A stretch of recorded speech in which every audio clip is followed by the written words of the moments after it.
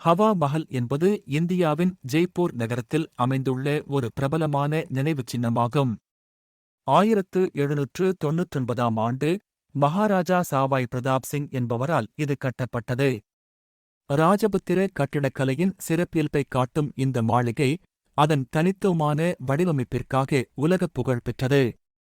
ஹவா மஹல் என்றது காற்றின் அரண்மனை என்பதாகும்.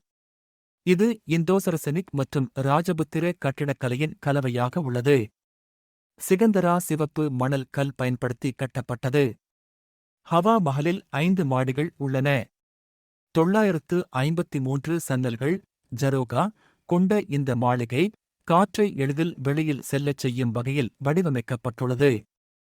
மன்னரின் பெண்கள் பர்தா முறையை பின்பற்றியதால் அவர்கள் வெளியில் தெரியாமல் நகரத்தின் நிகழ்வுகளை பார்க்கவே இந்த மாளிகை உருவாக்கப்பட்டது.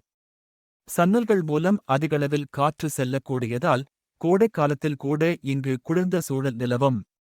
சிட்டி பேர்லஸ், சிட்டி பாலேஸ் மற்றும் ஜந்தர் மந்தர் போன்ற முக்கிய சுற்றுலா தளங்கள் ஹவா மஹல் அருகில் உள்ளன.